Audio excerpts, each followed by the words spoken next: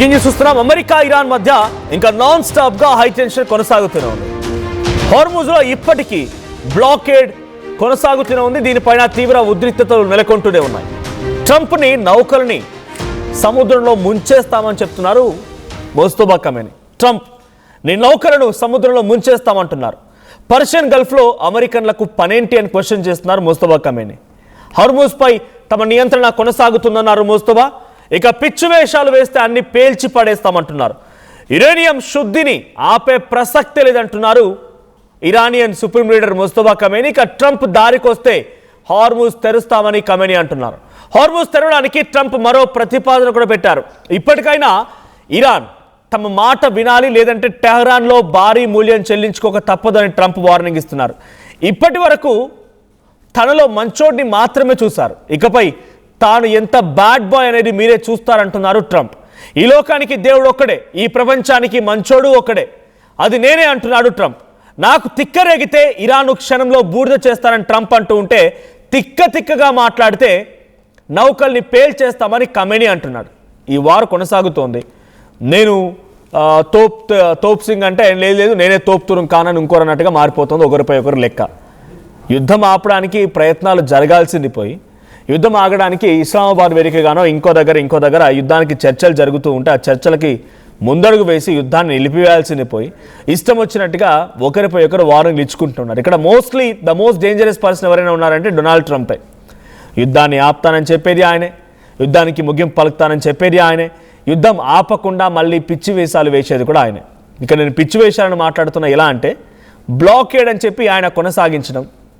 డెఫినెట్గా హార్ముజ్ అది ఇరాన్కి సంబంధించింది, ఓమన్కి సంబంధించిన స్ట్రైట్ ఆఫ్ హార్ముజ్ అది. సో ఆ జలసంధి దాంట్లో అమెరికా ప్రమేయం ఏంటి? అమెరికా ఎందుకు వచ్చి అక్కడ బ్లాక్ చేయాలి? అమెరికా అదొక అగ్రరాజ్యం అయిపోయి కొంత ఆర్థికంగా బాగుండి, టెక్నాలజీలా బాగుండి, ఫైనాన్షియల్గా బాగుంటే వచ్చి ఎక్కడ పడితే అక్కడ ఏలు పెట్టొచ్చా? ఎక్కడ పడితే అక్కడ కాలు పెట్టొచ్చా? డొనాల్డ్ ట్రంప్ చేస్తుందంటే బ్లాకేడ్ అని అంటున్నాడు. ఈ బ్లాకేడ్ లేకపోయి ఉంటే ఈ పాటికి ఇరాన్ టోల్ వసూలు చేసేదా, ఇంకోటి చేసేదా అంతా అనుమతించేది. కానీ బ్లాకేడ్ చేసి అనవసరంగా ఇప్పుడు స్ట్రైట్ ఆఫ్ హార్ముజ్ దగ్గర ఒక ఇష్యూ క్రియేట్ చేసి మళ్ళీ ప్రపంచ దేశాల్లో చమురుకు కొరత ఏర్పడే విధంగా డొనాల్డ్ ట్రంపే చేస్తున్నాడు. ఇరాన్ వైపు వెళ్ళేటువంటి నౌకల్ని, ఇరాన్ పోర్ట్లని చుట్టుముట్టానని చెప్పి డొనాల్డ్ ట్రంప్ అనుకుంటున్నాడు. కానీ వాస్తవానికి ఆయన చేస్తోంది ఏ దేశానికి చమురు రాకుండా నిలిపివేసే ప్రక్రియ. ఇరాన్ మొన్నటి వరకు ఇండియాకు వచ్చే ప్రతి నౌకను కూడా సేఫ్గా పంపించింది. కానీ మొన్న ఎపిమొందాస్ అనేటువంటి ఒక నౌక భారత్ వైపుగా వస్తుంది. లైబీరియా జెండాని ఆ నౌకపై ఉండి ఒక కంటైనర్ వెజిల్ అది, అంటే అది డీజిల్ ఆయిల్ ఏం కాదు, అది క్రూడ్ ఆయిల్ ఏం కాదు, అది వచ్చేదంతా కూడా ఆటోమేటిక్ గూడ్స్ ఉన్నాయి, స్పేర్ పార్ట్స్ ఉన్నాయి, రకరకాలుగా ఇతర కంపెనీలకు సంబంధించి టెక్నాలజీకి సంబంధించిన సర్క్యూట్స్ కూడా ఉన్నాయి, ఎలక్ట్రానిక్ గూడ్స్ ఉన్నాయి. సో వాటిని ఇరాన్ హైజాక్ చేసింది. ఆ పడవ దగ్గరికి వచ్చి, ఆ నౌక దగ్గరికి వచ్చి ఒకసారిగా స్పీడ్ బోట్లతో వచ్చి చేజ్ చేసి బుల్లెట్స్తో పేల్చి ఆ నౌకను చుట్టుముట్టేసి ఆ నౌకలోకి చొరబడిపోయింది. కారణం ఏంటంటే అది మా సరిహద్దు దాటి వెళ్తోంది, మా పర్మిషన్ తీసుకోలేదని చెప్పి. అంటే అమెరికాపై ఉన్న అనుమానంతో ప్రతిదీ ఇలాగే ఇరాన్ తప్పుబట్టడం, అమెరికా పైనటువంటి అనుమానంతో ప్రతి దాంట్లో ఈ రకంగా చొరబడడం, హైజాక్ చేయడం చేస్తూనే ఉంది. డొనాల్డ్ ట్రంప్ ఏమంటున్నాడు? నేను తలుచుకుంటే హార్ముజ్ని మొత్తాన్ని బ్లాక్ చేసి ఇరాన్ ఉన్నటువంటి టెహ్రాన్ నగరాన్ని, అంటే ఇరాన్ మొత్తాన్ని పేల్చేస్తా, బూడిద చేస్తా అంటున్నాడు. ఇరాన్ ఇజ్రాయిల్ యుద్ధం మరింతగా ఇంత దారుణంగా ముదరడానికి కారణం డొనాల్డ్ ట్రంప్. మీ అందరికీ తెలిసిందే ఎక్కడ యుద్ధం మొదలైందనేది. So Lebanon, Syria, Palestine వ్యతిరేకవాదం, Palestine ఏర్పాటువాదం అన్నీ జరుగుతున్న తరుణంలో అటు లెబనాన్, సిరియాకు సంబంధించిన కొంత ప్రాంతం ఇజ్రాయిల్ ఆక్యుపై చేసింది. అయితే అక్కడ లెబనాన్స్ మళ్ళీ వచ్చి హౌతీలు కానీ, హమాస్, హెజ్బుల్లా వ్యవస్థలు కానీ అక్కడ మళ్ళీ తిరిగి ఏర్పాటు చేసుకునే ప్రయత్నం చేస్తూ ఉంటే, ఇజ్రాయెల్ ఆ వ్యవస్థలపై దాడి చేస్తుంటే బ్యాక్ ఎండ్ నుంచి ఇరాన్ వారికి మద్దతుగా నిలబడి ఫైనాన్షియల్గా సపోర్ట్ ఇచ్చిందట. ఈ ఫైనాన్షియల్ సపోర్ట్ కాస్త ఆ యుద్ధాన్ని ఇరాన్ ఇజ్రాయెల్ యుద్ధంగా మార్చింది. డొనాల్డ్ ట్రంప్ వచ్చేసి దాన్ని కాస్త ప్రపంచ యుద్ధంగా మార్చాడు. ఈ ఇజ్రాయెల్, లెబనాన్ చిన్న దేశాలు. లెబనాన్ చాలా చిన్న దేశం ఇజ్రాయెల్తో పోలిస్తే టెక్నాలజీ పరంగా కూడా. ఆ రెండు దేశాల మా యుద్ధం కాస్త ఇరాన్ మద్దతుతోని ఇరాన్ ఇజ్రాయెల్ వార్గా మారింది. డొనాల్డ్ ట్రంప్ వచ్చి ప్రపంచ యుద్ధంగా మార్చేసి ప్రపంచ మొత్తాన్ని ఇప్పుడు ఆ యుద్ధం నేపథ్యంలో ఒక సమస్య వలయంలోకి నెట్టేశాడు. ఇప్పటికీ ఇంకేమంటున్నాడు? ఓవైపు చర్చలు జరుగుతూనే ఉన్నాయి. ఇస్లామాబాద్ వేదికగా చర్చలకి రెండు దేశాలు సిద్ధంగా ఉన్నాయన్నట్టుగా ఇరాన్ కానీ అమెరికా కానీ ఎంట్రీ ఇచ్చాయి, చర్చలు జరుపుతూనే ఉన్నాయి.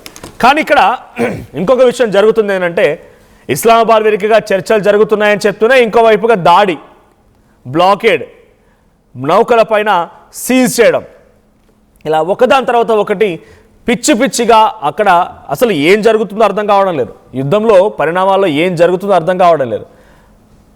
మొన్నటి వరకు 14 రోజుల పాటుగా సమయం అన్నారు, ఆ తర్వాత మరో 2 వారాలు పెంచేసుకున్నారు. ఆ 2 వారాల గడువు కూడా పూర్తయిపోయింది. ఇంకా ఇది కొనసాగుతుందా లేదా ఆగిపోతుందా ఎవరికి అర్థం కావడం లేదు. బికాస్ అసలు చర్చలు జరుగుతున్నాయా లేదో కూడా తెలియదు. కాబట్టి ఇస్లామాబాద్ వేదికగా చర్చలు అన్నారు, ఇస్లామాబాద్ వేదికగా చర్చలు మొదలయ్యాయి అన్నారు. జేడీ వ్యాన్స్ వస్తున్నారు, రకరకాల ఇంకా చాలామంది ప్రతినిధులు వస్తారు, వారంతా చర్చల్లో పార్టిసిపేట్ చేస్తారు, యుద్ధానికి ముగింపు పలుకుతారని చెప్పి డొనాల్డ్ ట్రంప్ చెప్పుకొచ్చారు. బట్ వాస్తవానికి అక్కడ జరుగుతుంది ఏంటి? రోజు రోజుకి యుద్ధం ఇంకా ముదురుతుంది తప్ప ఏమాత్రం కూడా ముగిసేలా కనిపించట్లేదు. ఇప్పుడు ముస్తఫా ఖమేనీ కూడా ఒక సీరియస్ వార్నింగ్ ఇచ్చారు. మీరు ఈ బ్లాకేడ్ని తీసివేయకపోతే స్ట్రైట్ ఆఫ్ హార్ముజ్ ఎట్టి పరిస్థితుల్లో కూడా మీరు ఓపెన్ చేయలేరు. స్ట్రైట్ ఆఫ్ హార్ముజ్లో కొన్ని వేల సంఖ్యలో సీ మైన్స్ ఉన్నాయి, ఎక్కడున్నాయో మాకే తెలియదు. మీరు పడవలు కనుక వస్తే, మీ నౌకలు కనుక వస్తే ఇట్టే పేల్చేస్తామని చెప్పి డొనాల్డ్ ట్రంప్కి ముస్తఫా ఖమేనీ కూడా వార్నింగ్ ఇస్తున్నారు. ఇదిలా కొనసాగుతూనే ఉంది. ఈ వార్ ఇంకా ఇప్పటితో ఆగే ప్రసక్తి కనిపించట్లేదు. ఏదేం జరుగుతున్నా ఈ యుద్ధంలో నేను చాలా మంచోడిని కాబట్టి ఇప్పటివరకు ఇలా ఆగిపోయింది, లేదంటే ఇప్పటికే టారా నగరం బూడిదైపోయేది. మీరు కనుక ఇప్పటికైనా స్ట్రైట్ ఆఫ్ హార్ముజ్ని వదిలేయకపోతే టహరాన్ని బూడిద చేస్తారంటే ఇరాన్ పైన అటు డొనాల్డ్ ట్రంప్ కూడా వార్నింగ్ ఇస్తున్నారు. వార్నింగ్స్ కొనసాగుతున్నాయి. మరి ఈ యుద్ధం ఎక్కడి వరకు దారితీస్తుంది, యుద్ధం ఏ రకంగా ముగుస్తుందో చూడాలి.